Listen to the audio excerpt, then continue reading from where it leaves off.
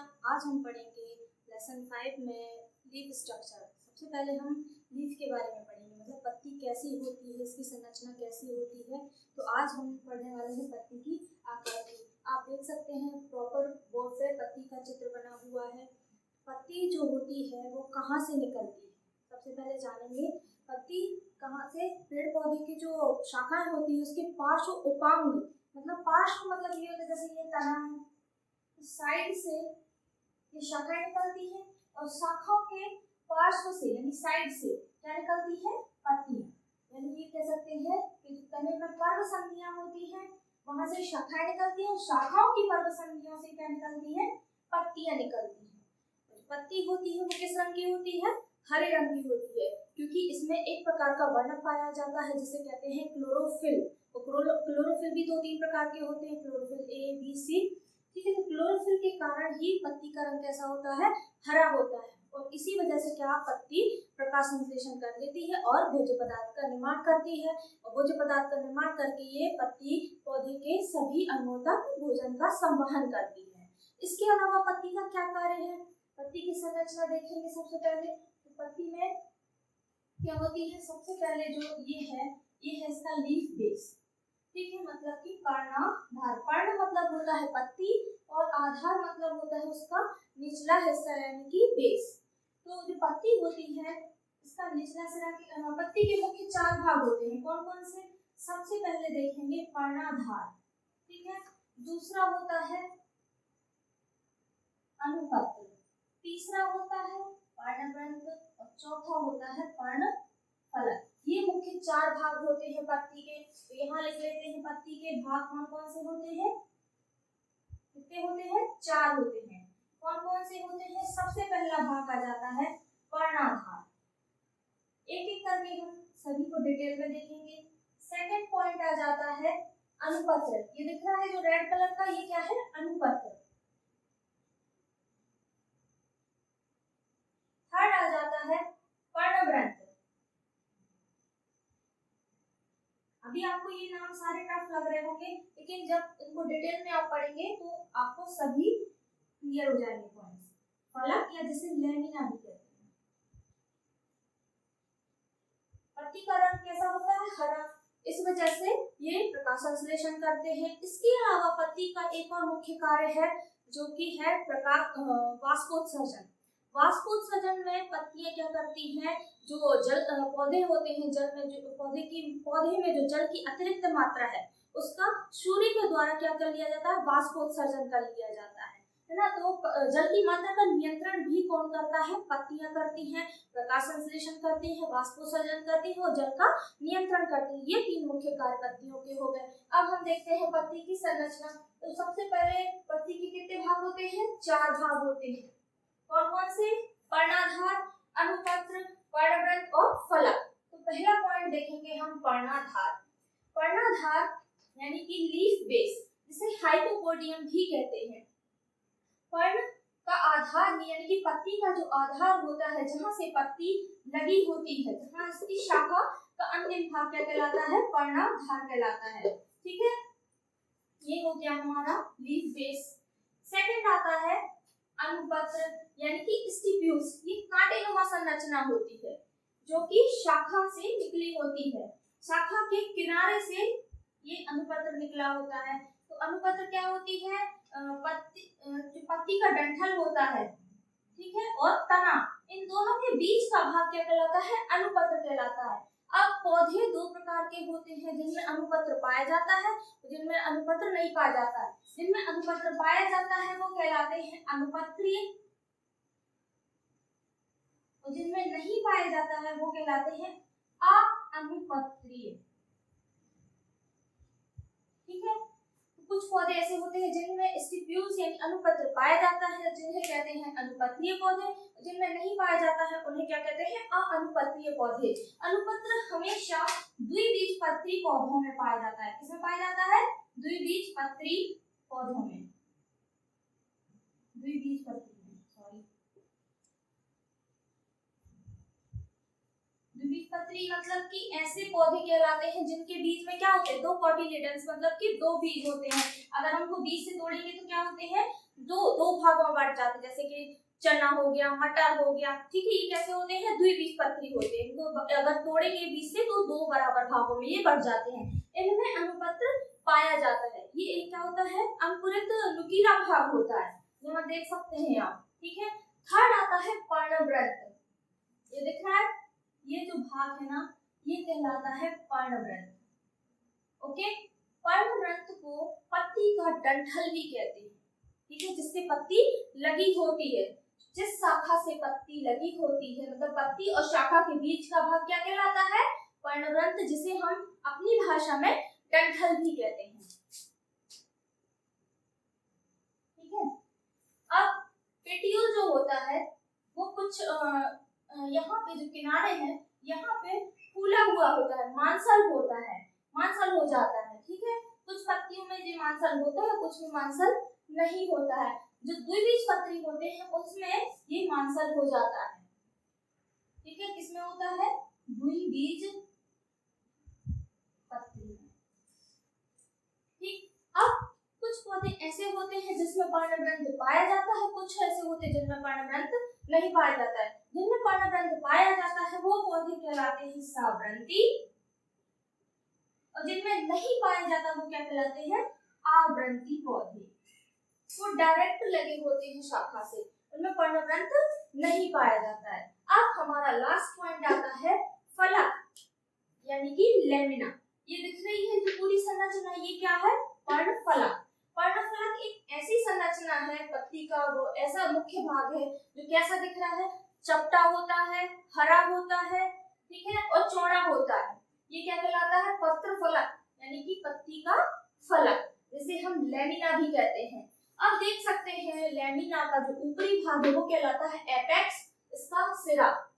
ये जिसकी बाहरी आउटर लेयर है जिसे हम कहते हैं मार्जिन। अब इसमें बीच में एक मिडरिप जाती है, ये दिख रही है, ये क्या कहलाती है? मिडरिप। मिडरिप से कई शाखाएं निकली होती हैं।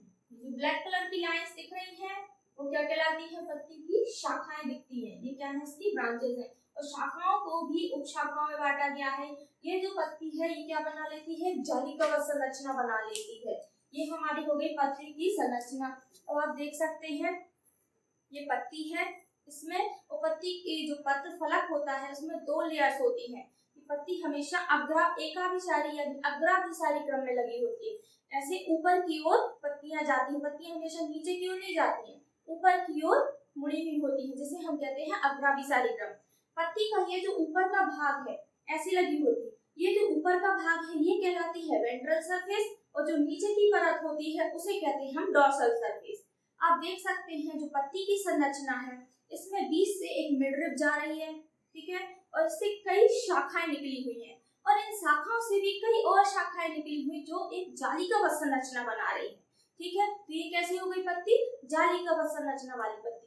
इसकी जो बीच ये है, ये इसका क्या कहलाता है? पेट्यूल कहलाता है। और जहां से पेट्यूल लगा होता है ये पेट्यूल है, यहीं से एक क्या निकला होता है? स्टिप्यूल्स, यानी कि अनुप्रस्थ लगा होता है। अब इसके आगे की संरचना तो है नहीं, अगर इसके आगे हम देखेंगे तो यहाँ पे क्या होता है?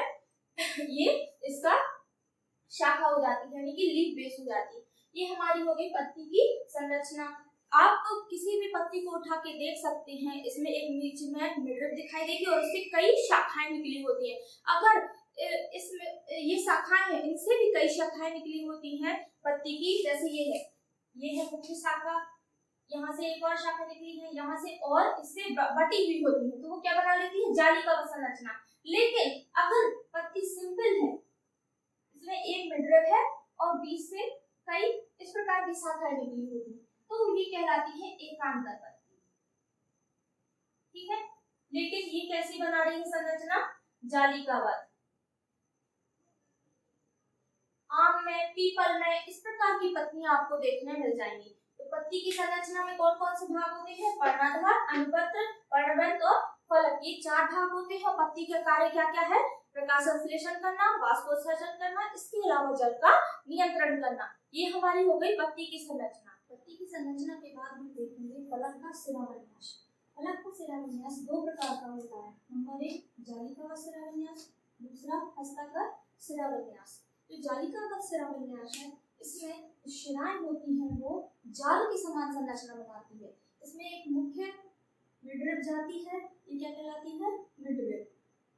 अब ये मिडरिप कई शाखाओं में बटी होती है और इसकी भी कई शाखाएं होती हैं, जिसके बीच बीच में शाखाएं क्या कर लेती है? जाल के समान संरचना बना लेती है। आप किसी पत्ती को ऐसे उजाले में करके देखेंगे, जैसे आम की पत्ती है, और कुछ अपवादों को छोड़कर ये सभी द्विबीजपत्री पौधों में पाए जाते हैं। जितने भी द्विबीजपत्री पौधे हैं सभी में जालिकाबद्ध संरचना शिराविन्यास पाया जाता है। ठीक है, तो द्विबीजपत्री जितने भी पौधे हैं उनमें जालिकाबद्ध संरचना होती है, क्योंकि इनमें जो शिराएं होती हैं वो कई मुख्य से और भी शिराओं में बढ़ जाती है, उनके बीच में ये शिराएं क्या कर लेती है? जाल के समान संरचना बना लेती है, जिसे हम कहते हैं जालिकाबद्ध शिराविन्यास। दूसरा आता है हस्ताकार शिराविन्यास, जो कि दो प्रकार का होता है। पहला होता है अपसारी। अपसारी मतलब होता है फैलना, और दूसरा होता है अभिसारी शिराविन्यास। अभिसारी मतलब होता है सिकुड़ना, यानी कि पास पास जाना। अपसारी में क्या होता है? देखिए ये चित्र देख सकते हैं आप। अपसारी में जो मुख्य शाखाएं हैं यानी मुख्य शिरा है वो फैल जाती है, जैसे कि कई पत्र ये होते हैं इसके पत्रफलक। क्या है? पत्रफलक। इसमें पत्रफलक भी कई भागों में बढ़ जाते हैं, और जो मुख्य शिरा होती है वो एक ही शिरा कई भागों में बढ़ जाती है और फैल जाती है, यानी कि ये कई पत्रफलकों में चली जाती है। और इसमें क्या बना लेती है? ये संरचना शिराएं जाल के समान संरचना बना लेती है। ठीक है, ये पाया जाता है सभी आम, पीपल, इसके एग्जाम्पल को देखें। ठीक है, थर्ड आता है अभिसारी शिराविन्यास। अभिसारी में जो शिराएं होती हैं वो एक ही जगह पे जाके मिल जाती हैं। शिराएं कहाँ जाती हैं? एक ही कोने में जाके मिल जाती हैं और जाल बना लेती हैं। ये कहलाता है अभिसारी शिराविन्यास, जो कि पाया जाता है ताड़ में। ताड़ का पेड़ देखेंगे आप तो इसी प्रकार की संरचना पाई जाती है। बेर में, बांस में। ठीक है, इन सभी में क्या होती है? अभिसारी यानी कि हस्ताकार अभिसारी शिराविन्यास पाया जाता है। ठीक है, और हम पत्ती की संरचना के बाद देखेंगे कि पत्ती की दो प्रकार होते हैं। कौन कौन से? एक होती है सरल पत्ती, दूसरी होती है संयुक्त पत्ती। जो सरल पत्ती होती है वो कैसी होती है? जब तने, ये सरल पत्ती जब तने में लगी होती है तो ये इसका पत्रफलक कैसा होता है? अलग अलग होता है। ठीक है, और यहीं से एक और पत्ती लगी होती है, यानी कि ये क्या कैसी होती है? शाखित होती है। लेकिन अगर हम संयुक्त देखें तो जो पत्ती होती है वो कई पर्णवृत्त में यानी कि कई छोटे छोटे भागों में बटी होती है। जैसे बबूल में देखा होगा आपने, इस प्रकार की पत्रफलक होते हैं वो कई भागों में बटे होते हैं, जो कि क्या कहलाती है? संयुक्त पत्ती कहलाती है। सरल पत्ती के कितने प्रकार हो गए? सरल पत्ती और संयुक्त पत्ती। इसके बाद हम देखेंगे पर्णफलक का आकार, मतलब जो पत्ती का पर्णफलक होता है, लैमिना जिसे कहते हैं, वो किस किस शेप में होता है।